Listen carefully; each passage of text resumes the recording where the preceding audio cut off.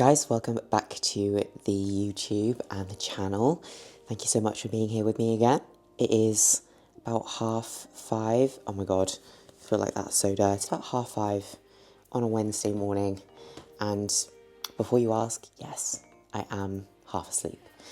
But one thing that I wanted to show you today, because this is something that I am doing twice a week at the moment, is my fasting blood glucose. We have this little fasting blood glucose monitor, and then should have another battery here somewhere. Oh, there it is. Okay. And then these little strips. So I always just like to keep tabs of a few health markers. So a lot of you will know that I already will do my body temperatures on a daily basis, like first thing in the morning fasted, and then after meal 2. And I'll do my fasting blood glucose twice a week. Just helps us keep on top of essentially what's going on in our body, if there's anything that's changing, shifting, trends. And I'll always find that at the minute, probably like day 29 of my cycle. Now I think I might mention on my previous video that usually my monthly cycles are a little bit longer, but this is actually looking like the first cycle that's going to be a little bit shorter, probably around 32 days, which is good. But I always notice an increase in my FBG readings towards like the second half of my cycle anyway.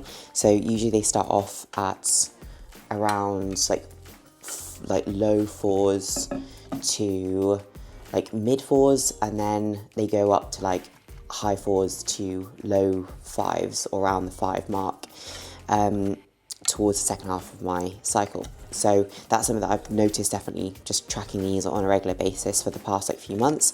But first, before we do this, it's really important to hydrate. Something that I'll also take in the morning is my first set of supps fasted. So I have a set of supplements that I take fasted, I have a set of supplements that I take with meal 1, and then I have a set of supplements that I take with my last meal of the day.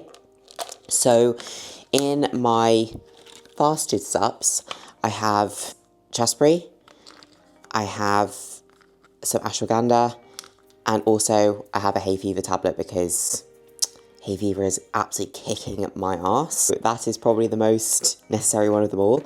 But ashwagandha is literally just for helping manage stress levels. Chaspberry, that's actually what is helping with my hormonal balance at the moment.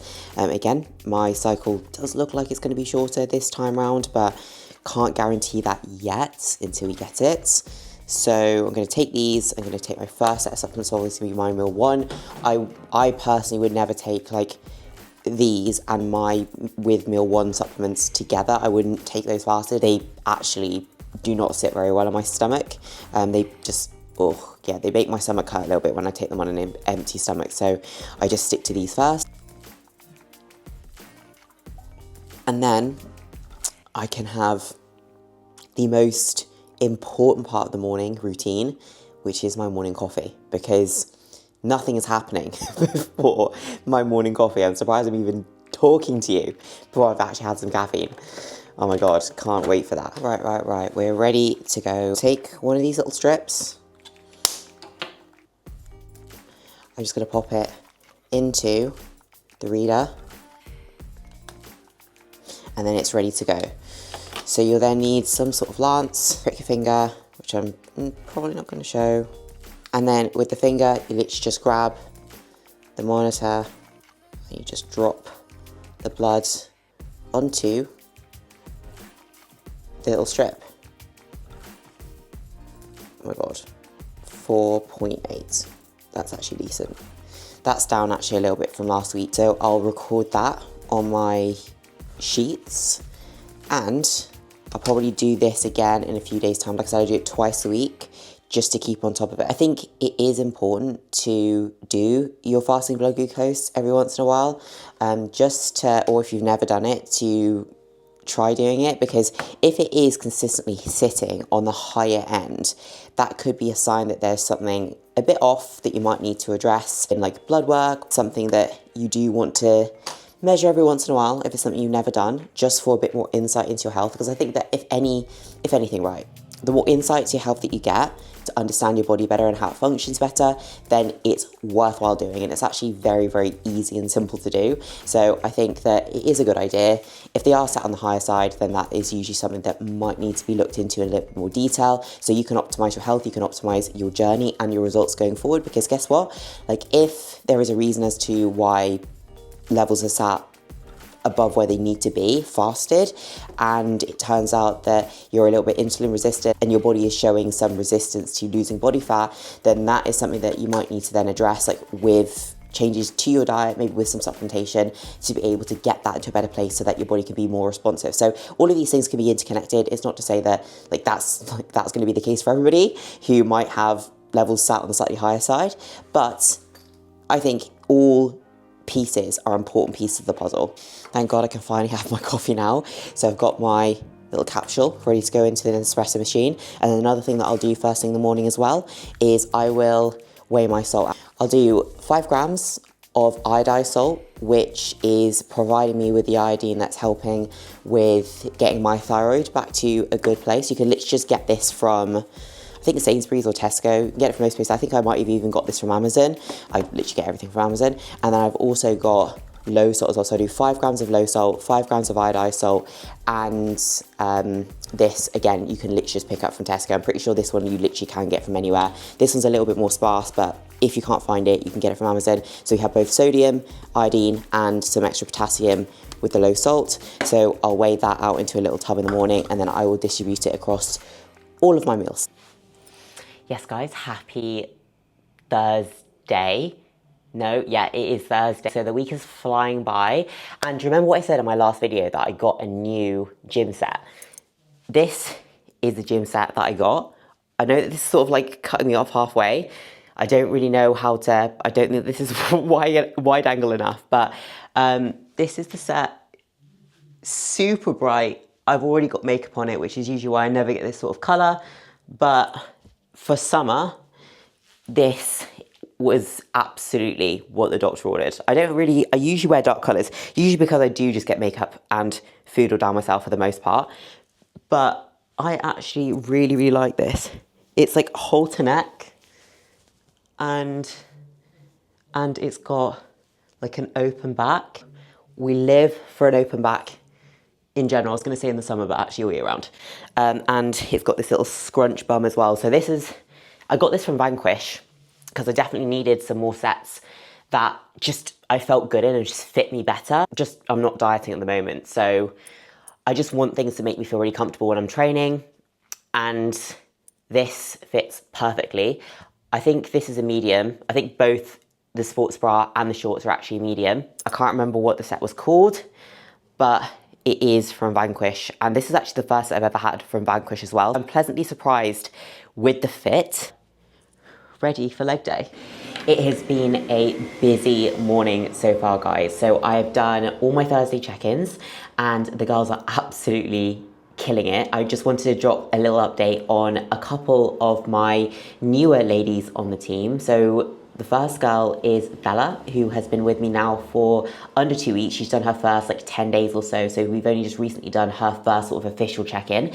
And then I have Yvonne as well, who's been with me now for just over 3 weeks, who is working towards a holiday, which is coming up only in a few days' time. So I think that we have a check-in just before she goes away. This is actually her last week before she goes. So what we have been working on firstly with Bella, someone who was consistent in the gym, or she is someone who has been consistent in the gym for some time, but just sort of missing the mark with where she needed to be diet-wise. A lot of that was down to just a lack of guidance and accountability, and just a lot of snacking really. So that was our first port of call, is to try and make sure that we're putting her in a position where firstly she can be consistent and she can stick to her diet, because adherence is everything, and setting off on the right foot with that is so important. Like, we don't chuck people in at the deep end just because we need to see this huge shift on the scale after the first week. We need to make sure we actually establish good habits to work from. Now, snacking is a really common habit to have. Like, I know that a lot of you watching this will be snackers or grazers and you just like to pick at things throughout the day. But when it comes to your fat loss goals, like, as Bella already knew when she came to me, it was an issue that was actually holding her back from being able to successfully create a calorie deficit. because these little bites here and there, they might not seem a lot, but they do add up, and they can quite easily take you out of the deficit you're trying to create each and every day, or at least slow you down, slow down your fat loss progress. So what we've been able to implement for her is basically a higher meal frequency. We've looked into her nutrition, up protein a little bit, all her meals more satiating for her, so more volume, more protein, more fiber, and that in conjunction with a higher meal frequency and eating more regularly, that's closing the gaps between her meals, so she's not going as long between meals where she's more likely to snack. And not to mention as well that her meals are actually filling her up so much more as well. So we've not had any issues with snacking since we started. It's such a big corner turn for her because it's something that she's been struggling with for quite some time. Yvonne is looking fantastic. She's pulled off almost 4 kilos in under 4 weeks. So we're averaging around 1 kilo a week. The idea of this was literally just to really get things moving pretty quickly in the lead up to her holidays, because she will be going away. So she is already feeling so much more confident in herself. She's looking very, very different. I don't know if I can put before and afters up here, but I will try to. Her assessment at the moment is also pretty straightforward. So she's eating around 1,800 calories a day. Her training days and her non-training days are pretty even, to be fair, just down to the fact that she is pretty active on her rest days as well. She often does like HIIT classes, so we've been able to incorporate those into her cardio like sort of protocol alongside some lifts as well. She's tracking just like 10k steps a day, which she is very active, so she'll hit that fairly easily. But that is seeing her move forward a lot. And again, a lot of this is just tightening up on her consistency. She has made so much progress and she feels like a totally different person. I know she'd actually mentioned that she was going to be getting the bikinis out for this holiday, which is the goal. She's going to look phenomenal. She absolutely deserves to feel absolutely fantastic in a bikini, as we all do. If you're in a position at the moment where you're just not really where you want to be, and you have summer holidays lined up and you're just not feeling all that confident in yourself, and maybe you've just lost the first half a year, not really taking action towards your fitness goals, or just sick of your own shit, now is a fantastic time to finally step up to the plate with your goals. You have just under 6 months left of the year. You can do a lot in that time, like Yvonne and Bella have already started to do over the past like 2 and 4 weeks.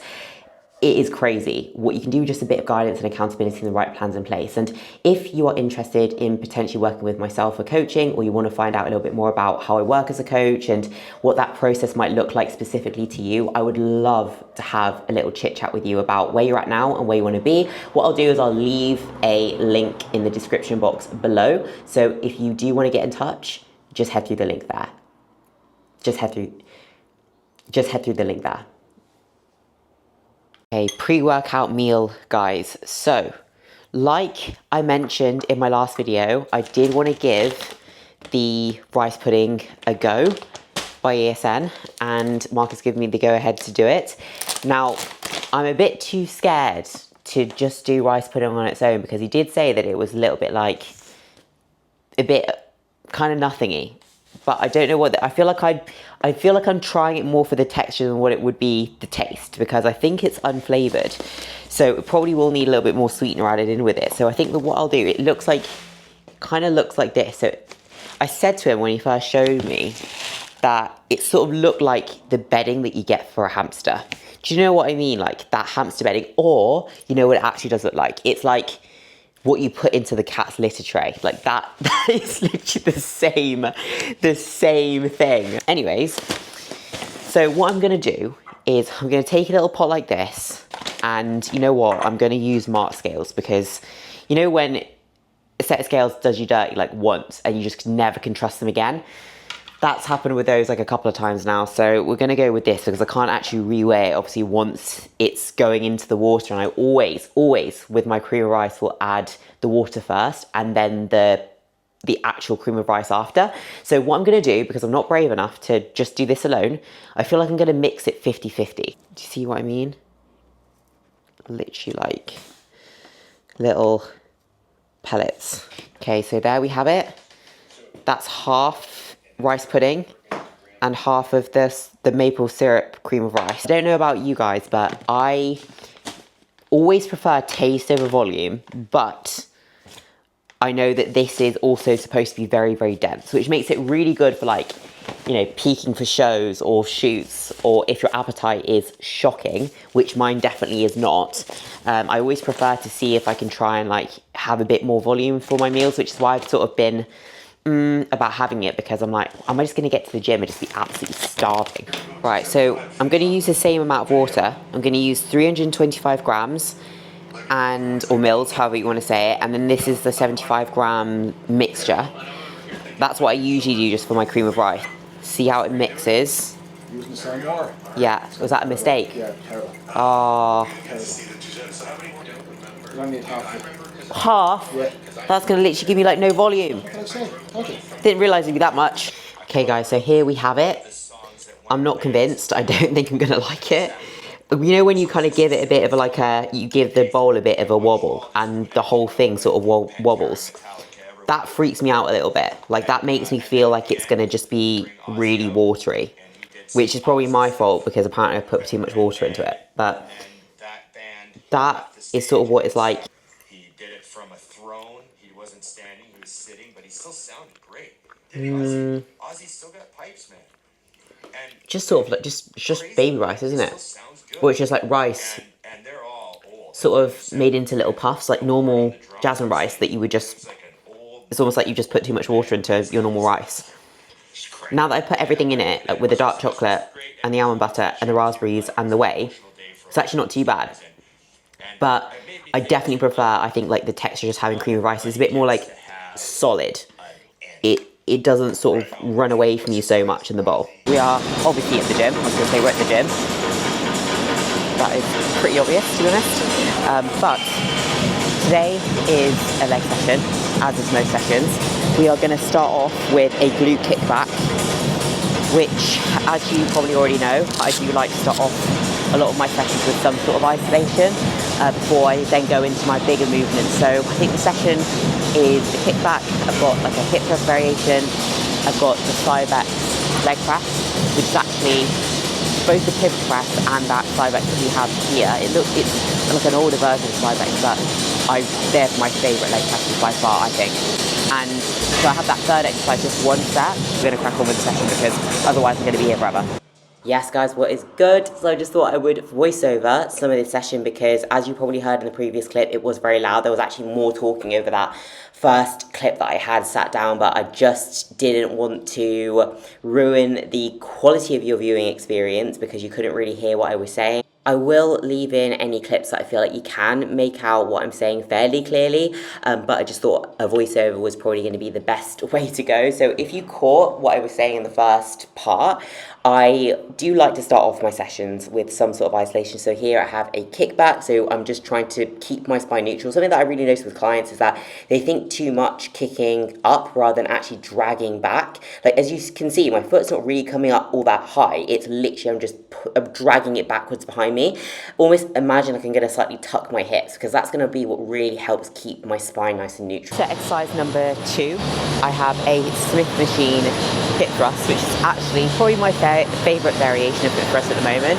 Let's be honest, a barbell is a pain in the ass to set up and they are fantastic. I do have a barbell hip thrust in, but I would say preferentially just for time efficiency and the ease of like not having to try and like load plates like onto a barbell on the floor. This is definitely my preference and I'm sure that a lot of you can relate to that. Now, a lot of the time you will see me using mainly barbell variations, like either the Smith or an actual barbell hip thrust for my glute work, my direct glute work or compound glute work, just because I definitely have a preference to movements that I can load just that little bit more in terms of feel like I can put more plates on and I can do it well. And I think that if you can get very good at a barbell hip thrust, that's going to carry over so much to your glute development. If you're looking to get really big, strong, round, dense glutes, these are a must. I know they're a pain in the ass, that's why people avoid them in terms of the whole setup. And I think when you're new to the gym as well, you might even find that they're sort of daunting when it comes to a big movement. They take a little bit more time to put together, but they will be so worth it. I have a big chunky barbell pad on this one because when you load them more and more, they do get quite uncomfortable. I think this is the Aminax one. You can get it from Amazon. We literally just have one at the gym, so that's super, super handy and I feel very grateful for that. What I always try and do as well is, let's say for example, if I have a movement, like for me is glutes, or have a muscle group, like for me as glutes, that is a little bit weaker and that's a bit more of a priority, I do like to take a good couple of sessions and make sure that I have movements that are going to serve me the most towards improving that body part more towards the start of my session, just because like I feel like I am then able to give them a little bit more versus if I was to put these movements towards the back end. Don't get me wrong, like I do have a session or so where I might have these a little bit later on in the session, but if I put them towards the beginning, I have then more energy to really give them my all. And not to mention as well, like when you put in a hip thrust, it challenges the glute like through practically every part of the range in a way. Like actually they are harder at the top of the range, whereas like a lot of other movements that we have, like split squats, lunges, they are going to challenge the glute more in the stretch, whereas this is going to challenge the glute more in the contraction when your hips are all the way through to the top. So it's hardest like that. So I actually prefer to have these right at the beginning of the session where my glutes are the freshest and I'll probably be able to get more out of the movement like this versus if I had them right at the end. So whenever I'm doing a hip thrust variation where I'm setting up from essentially the floor, so not like a glute drive or a booty builder, there are a few main principles that I always want to follow. So firstly, I will make sure that I'm using a bench at a height that is roughly the same height as my shoulders. Like I know a lot of these gyms have those very low blocks. I think there might be like the MyraFit, like foam boxes, but I have clients use them, they're often a little bit too low. What I get them to do is actually put them up on a couple of bumper plates just to make them a little bit higher, because ideally you do want the shoulders and the knees around the same height.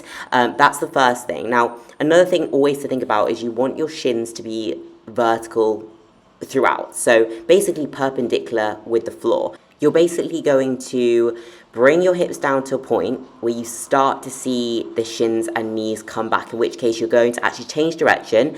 And imagine that you're going to be really powerful, dragging the hips all the way through to the top as far as you can to get that full lockout and get the glutes fully short. Now, if you take the hips down too low, then you're going to be bringing in a little bit more quad and a little bit more of your lower back as well, which is not inherently a bad thing, but if you're trying to isolate the glutes a little bit more, now, even with a movement like the hip thrust, your glutes can never be totally isolated. However, I don't know what is going on with the camera here, it's absolutely going nuts, but to try and make sure you can isolate the glutes a little bit more, you do want to almost restrict your range of motion slightly, which actually sounds counterintuitive. However, it will definitely help to keep tension on the glutes and less on the quads and lower back. So then I moved on to the leg press. So again, this is a fairly new addition to Ultraflex rather, and we actually used to have the pivot press here before. I think that's coming back, but I'm pretty sure it's going away to be fixed or like done up or whatever. I think maybe resprayed. But in any case, like I am very much enjoying this one at the moment, and I think I will probably keep this in as a staple in my programming rather than going back to doing the pivot press. However, I always need a bit of a booster seat with this, so you'll see that I have two extra pads behind me, because luckily enough at Rotherham we have so many additional bits and pieces to work with that basically help us short gals fit the machines a bit better, because sometimes the machines, which it's not hard to do, but the machines are a little bit too big for us. They're built a little bit too big for us. So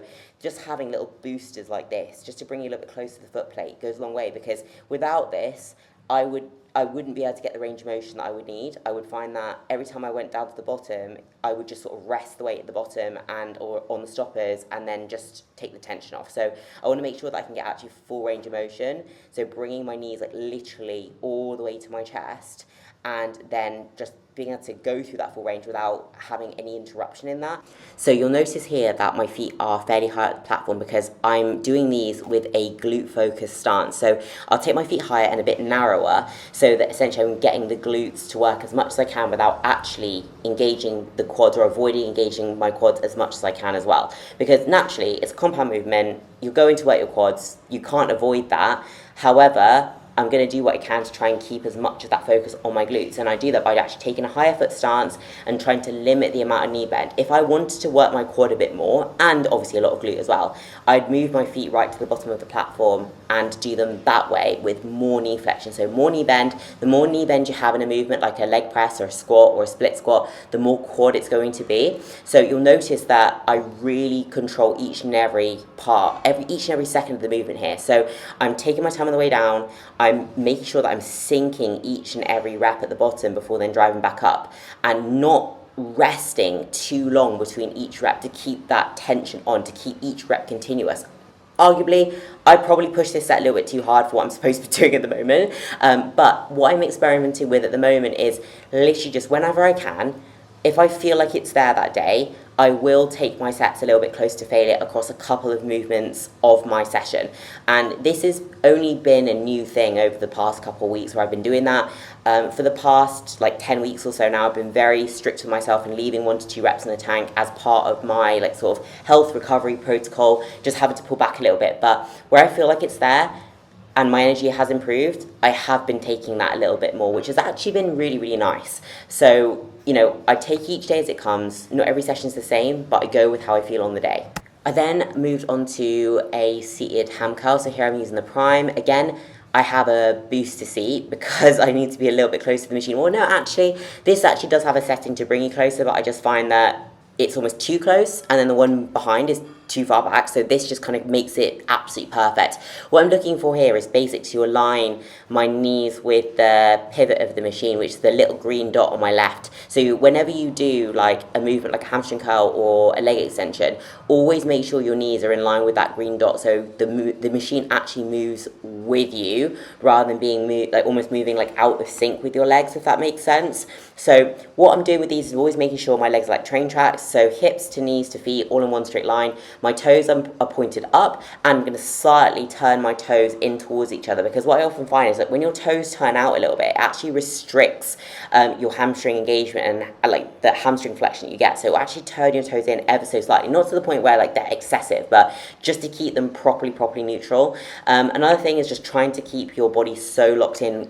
You can see that I'm really firmly pressing down on the machine in front of me, trying to create as much stability as I can and keep my core really tight so I don't see any like overarching in my lower back, and I'm just simply using my hamstrings to move the weight.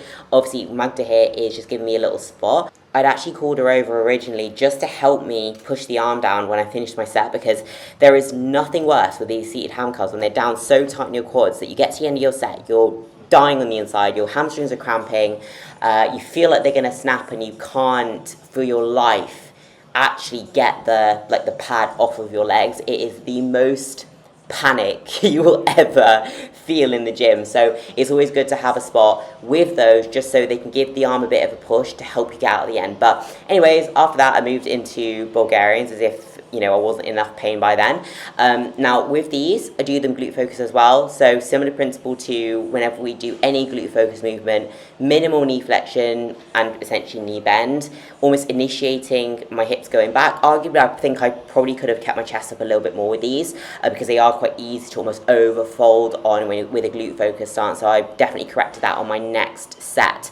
However, again, focusing on the control right down to the bottom. I'm not trying to rush out the hole. I'm actually taking more time and milking that change direction, where technically, like I said earlier, when you're doing split squats, lunges, leg press, your glutes work the most in the stretch. So at the bottom of the movement, that's where your glutes are under the most tension. So here, I basically just have contralateral loading, have the dumbbell in the hand, opposing the foot on the floor, which challenges the glute more, and I'm just trying to milk every single rep. Session volume over the past while, to be fair guys, hasn't really changed all that much. I've not had an escalation or anything. The escalation has simply just been from me feeling a bit better in myself and feeling like I can actually push sets a little bit harder, which has been really nice, because there was a time, which feels like forever ago now, but it really wasn't that long ago, where I just had nothing in the tank. Like I literally felt like I would do my first exercise basically and just feel terrible. So the fact that I'm at a place now where I feel like I'm a bit more locked into my sets and I can actually push it forward is actually a really good sign. Obviously, I know that that's not a sure way of being able to dictate exactly where those numbers are going to land on my blood work, but I do feel like there will be a slight improvement. Will it be significant enough for me to be able to do this recomp down the line? Who knows? But I am just grateful for the fact that I'm able to train a bit more the way I want to train. Not perfect yet, but we're getting there. With the adductor, something I'm always trying to do is think about dragging my legs in.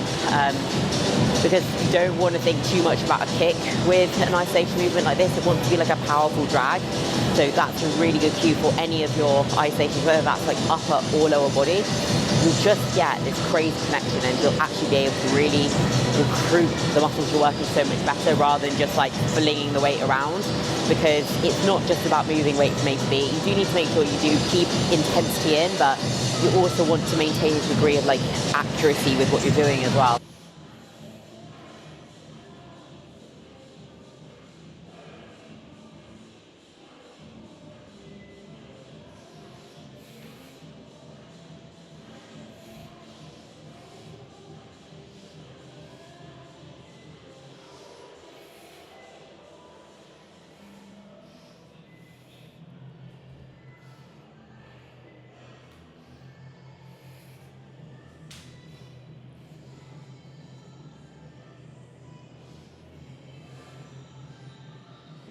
Almost forgot to film the outro, so caught myself there as I was editing this. I hope you enjoyed the video, guys. Thank you so much for watching, and I hope that you also found the training segment of it useful. I know that they're a little bit bits and bobs at the moment when it comes to what I'm filming, but I'm just trying to take you through, I suppose, what would be the more interesting parts of the week, given that a lot of my days, they do roughly look the same. But I do hope you enjoyed, and I will obviously drop you an update as to what is going on over the weekend. Probably vlog a little bit as well, because Mark's actually competing this weekend. He's got his last couple of shows this weekend, which is going to be mega exciting, and then he's into a long off season, and it's the last weekend that I have away for a few weeks before the next big venture. So I will catch you in the next vlog. Thank you so much for watching. Again, I really do appreciate it. If you did enjoy it, please like, share, subscribe, comment if there's anything else you want to see, and I will catch you in the next one.